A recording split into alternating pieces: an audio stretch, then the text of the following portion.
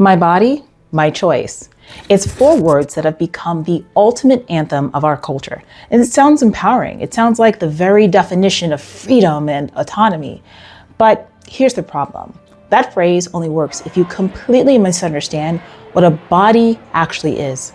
If you truly knew what the human body represents, what it reveals about the person and what it means to be human, that phrase wouldn't just sound wrong. It would fall apart completely. Most people today, including a lot of Catholics, have never actually been taught how to see the body. We've been shaped by a culture that views the body as a machine, a tool, or a piece of property. And because we don't have a solid foundation, we default to the narrative being handed to us. We find ourselves saying things like, personally, I wouldn't do it, but I don't think I should tell others what to do. We convince ourselves that this middle ground is a neutral position. We think it's compassionate or reasonable to live in a secular world. But I'm here to tell you that neutrality isn't neutral. It's a contradiction. You cannot say you value life while holding a false understanding of the body.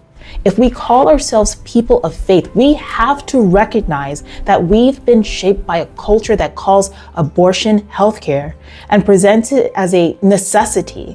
When we stay neutral, it's a sign that we haven't gone deep enough into what the human person is and what the church actually is teaching about life. So in this video, I'm not here to argue politics or debate parties. I'm here to challenge the very foundation of how you think about your body, about life, and about what it actually means to build a culture of life. Because once you see the body clearly, you don't get to go back. The personal catalyst. I'll be honest with you. I haven't always stood where I'm standing right now. Early on, I don't know what I would have confidently called myself, or if I would have even called myself pro-life. I mean, if anything, I leaned pro-choice. I lived in that comfortable secular space where I thought abortion was absolutely wrong for me, but I didn't feel it was my place to even just concern myself with what anyone else would choose. I thought that was the balanced way to live. I thought it was fair. But when I truly began coming back to my faith, that balanced position started to crack. I was confronted with a question as old as humanity itself. We see it in Genesis when God asked Cain, "Where is your brother?" And Cain famously responds, "Am I my brother's keeper?" The answer the church gave me was a definitive yes. Yes, we are responsible for one another. Yes, we are called to protect what God has created, especially when it is most vulnerable. I realized then that this wasn't about my personal comfort or my preference. It was about truth with a capital T. It was about defending the dignity of a human life created by God. I began to stand firmly for life, but then even at that point, I hadn't gone all the way. I had the head knowledge, but I didn't realize how much deeper the root went until very recently. A few weeks ago, I was invited to the Live Action Young Leaders Summit. Now, I've learned that God doesn't place you in specific rooms by accident. He puts you there to be formed, to be prepared, and to encounter things that force you to grow. I sat in a room with over 2,000 young men and women, all gathered to stand for the dignity of life. And I heard stories that weren't theoretical or political, they were lived. One testimony in particular that shook me was from Anne Ferens. Anne was conceived through sexual assault. Her mother was told by doctors and by society that she should abort. But her mother chose life anyway. Today, she's alive. She has a voice. She's impacted millions of people. Seeing that conviction and hearing that reality forced me to just pause. It took the issue out of the realm of opinion and placed it directly in front of me as a human reality. It challenged me in a way that I wasn't even expecting. And it made me realize that it's not enough to just be pro-life. We have to understand why we are. And we have to be willing to examine if our beliefs actually align with the truth, the scientific reality. One of the most impactful moments of that summit was seeing in vivid detail how human life actually develops in the womb. They showed an animation of a baby named Oliver, tracking him from the very moment of conception all the way to birth. And what struck me wasn't just the science, it was how undeniable the reality was. Because when you actually watch that progression unfold, you can no longer keep this conversation abstract. You see growth, you see development, you see a human life unfolding exactly as it was designed to. It completely shatters the narrative we've been conditioned to accept, that this is just a clump of cells or something insignificant that we can define however we want. When you see it, you realize we aren't talking about a theory, we're talking about a human life. And that forces a deeper question. Does what you believe actually line up with reality? This is where it finally clicked for me.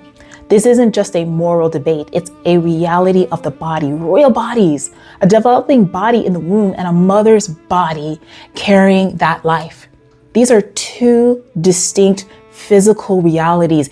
Even the medical field acknowledges this. When a woman is pregnant, a doctor isn't treating one patient, they're treating two. Medicine monitors both, evaluates both, and cares for both. We even have the technology to perform surgery on a child inside the womb to save their life because we recognize them as a patient worthy of care. Yet we live in a culture that tries to tell us that this same life isn't even a person, that this same body doesn't matter, that this life can be ended for convenience. That contradiction should stop us in our tracks. Reality isn't confused, we are. There are two bodies and two lives. And once you see that clearly, the phrase, my body, my choice, simply no longer holds up to the truth of science or the truth of the human person. The theological core. The reason so many people are confused by this issue is that we no longer understand, again, what the body is. At the root of our culture is a broken, fragmented view of the human person. We've been taught to think that the body and the soul are separate, as if the real you is just a ghost trapped inside this machine. In this view, the body is just a shell. It's material to be controlled, reshaped, used, or discarded. But that is an absolute lie. As Catholics, we believe in the unity of body and soul. You don't just have a body, you are your body. It is an essential part of who you are. It reveals you, it expresses you, and it carries an inherent dignity that was given to you by God, not assigned to you by a government or a doctor. The church is absolute on this. Human life must be respected from the moment of conception, not gradually, not conditionally. Because from the first moment of existence, a human being must be recognized as having the rights of a person. This isn't just a Catholic rule, it is a reality of our creation. We see this most clearly in the Annunciation. Think about the weight of March 25th. That is the day the Word became flesh. God didn't save us from a distance. He didn't appear as a fully grown man or floating as a spirit. He chose to enter the human condition in the most vulnerable way possible. God became a preborn life. He was an embryo implanted in the womb of the Blessed Mother. He was conceived. He developed. He was carried. By entering the womb, God sanctified every stage of human life. He showed us that the earliest stage of existence is not insignificant, it's sacred. When we lose sight of this, we don't just misunderstand the preborn, we misunderstand ourselves. If we get the what is a human being question wrong, everything else starts to fall apart. But when we recognize that every body is willed and known by God from the beginning, then protecting that life isn't a choice. It's a requirement of truth. Why the slogan falls apart. Once you acknowledge the reality of the body and the sanctity of the person, The slogan, "My body, my choice," doesn't just sound wrong, it becomes logically impossible. Language is the first place where we either reveal the truth or obscure it. Now, for a long time, I used the word unborn. It seems harmless, but unborn subtly suggests something that isn't fully here yet, something hypothetical or absent. But at that summit, I was challenged to use the word preborn. That one small shift changes everything.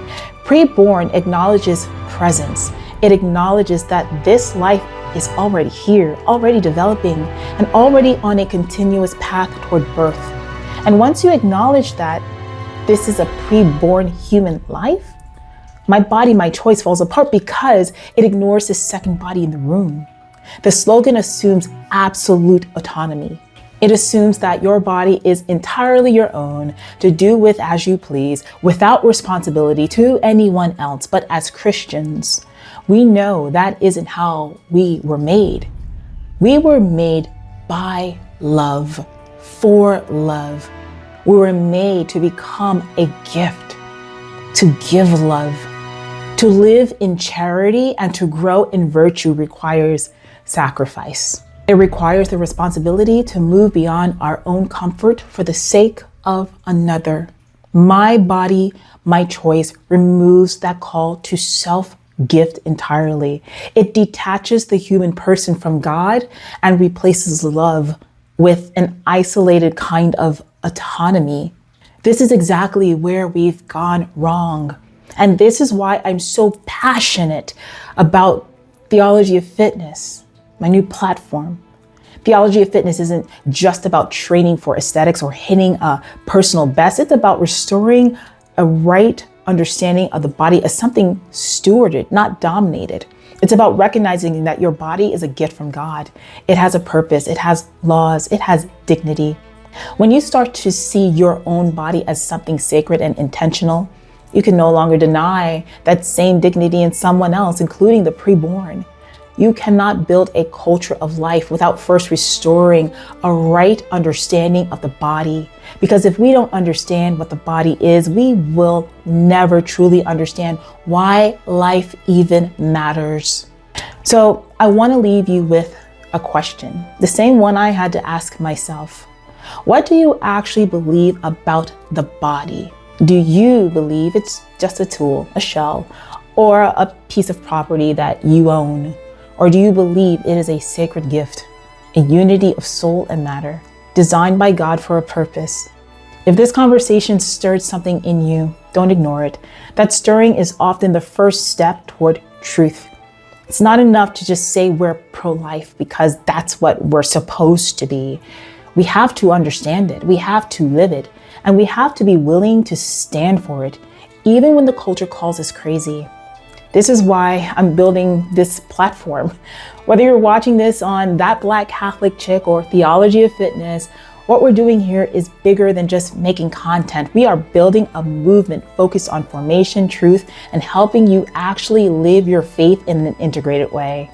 If you're ready to go deeper, I want to invite you to stay connected. Subscribe to both channels so that way you don't miss the upcoming series where I'll be breaking down more of the powerful messages from the Live Action Summit, especially on That Black Catholic Chick.